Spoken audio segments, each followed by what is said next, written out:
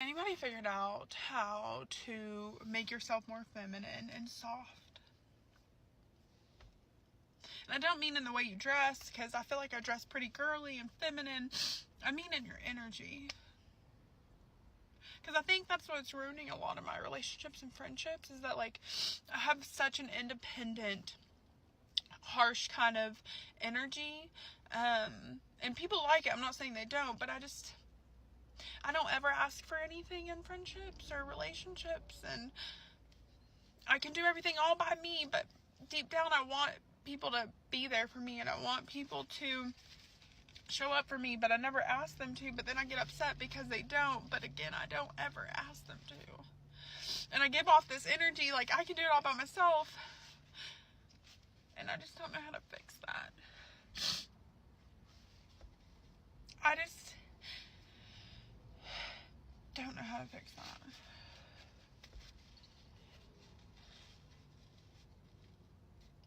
All I've ever known is how to be strong and how to survive and how to be independent. But now that I'm grown and I have survived, I wish that I didn't have to be this anymore. And I don't know how to make myself more soft. And I don't know how to be in a friendship that's not where I'm low maintenance. But then I get sad because I want more than low maintenance.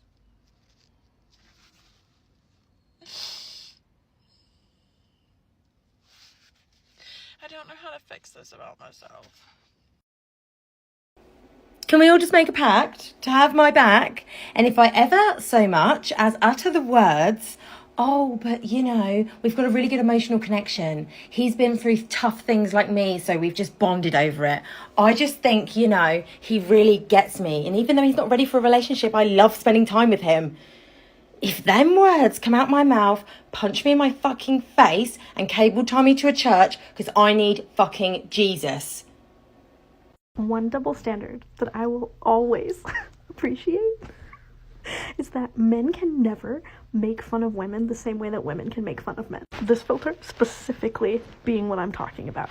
Men, we can make endless jokes about you. You cannot do the same. What are you gonna do? Call me ugly? Ooh, that really hurt. What are you gonna do? Say that you don't want to date me? Crying. I look like a guy who takes pictures like this.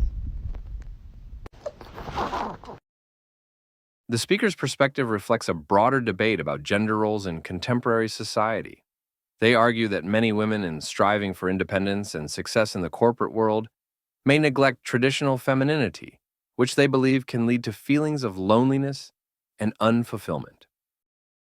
Okay, first and foremost, I recognize this is intended as a compliment, so I appreciate the compliment. But just as an aside, I believe that or at least in my personal experience, the mythos, the rumor that being a conventionally attractive woman in the United States will get you free drinks at a bar is on the same scale of mythology as the DARE program convincing us as kids that people were just going to offer us free drugs wherever we went. And maybe for some women this happens all the time. Never happened to me. Never happened to me. So I'm pretty sure I wouldn't even know how to act if someone tried to buy me a drink at a bar at this point. Like, I would probably just get into my little witch voice. Just as the legends foretold, and my mother's mother once said this would happen. Being single is only shit if you think it's shit. Hear me out. Angel, you're not behind. I'm 29. I've just moved back in with my parents. I've just come out of a 2-year relationship to someone that I thought I was going to get married and have kids with. Circumstances meant that I had to move out of the apartment pretty quick, and I was in love with my apartment, and I was in love with where I was living. I was living like a street back from the beach. This was something that I'd manifested. This is something that I'd wanted for so long. And now I'm in suburbia, nowhere near a beach, nowhere near my friends. I'm driving like an hour and a half every day, every couple of days to go and see them and just like try and keep some normality in my life. Everything has just suddenly changed. My ex and I were supposed to travel Europe this year. We had plans to travel. We had plans. Our word for the year, you know, New Year's. We broke up shortly after New Year's. Our word for the year was fun. I was meant to be having fun this year, guys. And let me tell you, I will still be having fun, just not with him. Past 3 months have been a roller coaster. I've been up, I've been down, I've been sky high. I've been in the dirt. I have no idea what's next. I honestly thought I would be married with kids right now. And it hasn't happened that way. It hasn't worked out that way. But I do believe in divine timing, and I do believe that everything happens for a reason. And I do believe there isn't a right or wrong way to do this life. I've been blessed in other ways in my life, and I know that everyone's blessings come in different orders. I mean, some people meet their person in high school and they're with them for the rest of their life, and that's amazing. But some people, they don't meet their person until they're like 70. And I do believe that every person that comes into our life serves a purpose. It's not for nothing. We're meant to learn, we're meant to grow, we're meant to have those good times, even if it's far and few between. It's all leading us to where we're supposed to be. I know it's harder said than done, but please don't compare yourself with others, other people's stories and timelines. That's honestly, it's like so silly the more that I think about me trying to compare my timeline to someone else's, because I'm not someone else, I'm me. I think the only reason that we stress out when it comes to like finding our person, finding love, settling down, getting married, having kids. This viewpoint suggests that a balance between independence and vulnerability is essential for healthy relationships. The emphasis on needing a strong, masculine man highlights traditional gender roles, where men are seen as providers and protectors. Listen, if you told me at 5 a.m. this morning that when I woke up to get my blood work that I would get a live showing of the Maury show, I wouldn't believe you. I also wouldn't think my insurance would cover it. This morning at like 5:30, I went to get like routine blood work done, before work. And while I was waiting in the lobby, there was a couple and their baby sitting next to me. Super early in the morning, I'm like falling asleep in my chair. When I hear the couple next to me, the man go, we wouldn't be here if you didn't sleep with my best friend. When I tell you the strength of my methichinators from growing 3 times in size rose me out of my sleep, and I was like, I'm sorry, what the fuck did you just say? And he's sitting next to him and was like, shh, keep it down. I'm like, bitch, do not keep it down. I turned into the Black Eyed Peas. I was like, pump it louder. Man responds even louder. He's like, what? Are you ashamed because you're a 2-timing bitch and I don't even know if this child is mine? Gears in my head are turning, and I'm like, oh my God, this woman cheated on this man with his best friend, and now they don't know if that baby is his. I'm looking at the baby like, sir, I don't think you need a paternity test. How do I say this? You are not the father. Response to him, I don't want to use her real name, but she's like, Javier, how many times do I have to tell you? Baby Andrew is your baby. Just look at him. She told him to look at that baby. It reminds me of like that video where there's like a bunch of cats and like a dog is trying to infiltrate a little cat group and is dressed like a cat. Javier is the cat, and you look at baby Andrew, this is what he looks like. So I got called in for my blood work, but honestly, I would love to be a fly on that wall. Bro, justice for Javier. I kept hearing this over and over again, that there was like 30% of fathers who found out that they were not actually the biological father of their child. Now, when I jumped into this, and I did quite a bit of digging, I found that that particular statistic is coming from sources that do DNA testing when it's actually in question. Now, there was this really, really intricate study done using all the different genealogy sites, and they were using genetic markers that could only be passed down if both parents carried the gene. And I think spina bifida was one of them. There were a couple. But it made tracing lineage much more accurate in the broader population, and not just from the companies where people are going in there because there's already a suspicion that he's not the father. And what they found in this big, long, in-depth study was that in the US, it is about 3% of men raising children that are not biologically theirs. Now, before all the women just start seal clapping all over the place, let me give you some other numbers. Now, we're going to start with 3% of fathers are raising children that are not biologically theirs. Now you take that number and you go to how many fathers are there in the United States? Want to guess? 70 million. And we're using rough math here, but that gives us a number of fathers not raising their biological children at 2,590,000.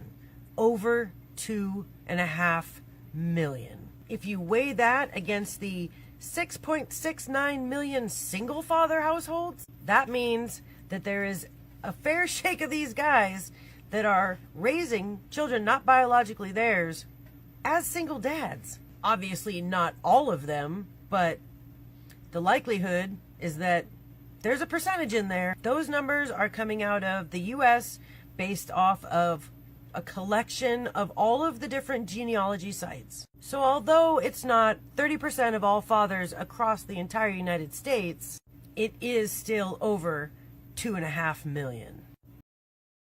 While women are encouraged to embrace more nurturing and supportive traits, the speaker critiques women who, despite advocating for independence, may still seek validation and support from men, implying a contradiction in their desires. The discussion on paternity fraud and the call for mandatory DNA testing points to significant issues of trust and accountability in relationships. The speaker argues that the current legal system often fails men, placing them in vulnerable positions regarding financial and emotional responsibilities.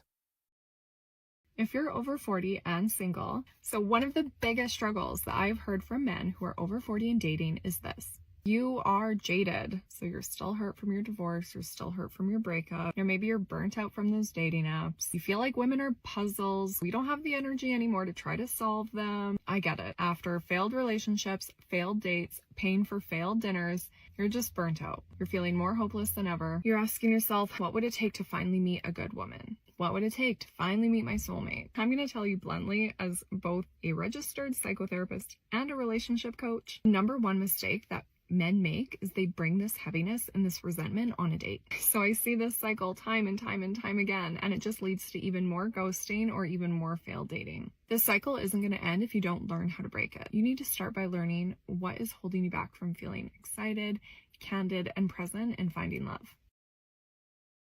You're not the only one that hates online dating. But the truth is, I think there are some real reasons why it might be hard to get out into the world and meet people. Number one is that you don't know where to go, especially if you are over the age of 40 and you don't have the infrastructure of your social life like you did in college or when you were younger. It's hard to even know where to go. And that's why I like creating dating plans, like business plans, so that it forces you to get out into the world and be intentional when you're meeting people. Number two, you might be stuck in your head. You are sitting there thinking about all the reasons why you're not saying something to someone. You're hesitating before you don't know how to start a conversation. Maybe even your social muscles a little atrophied.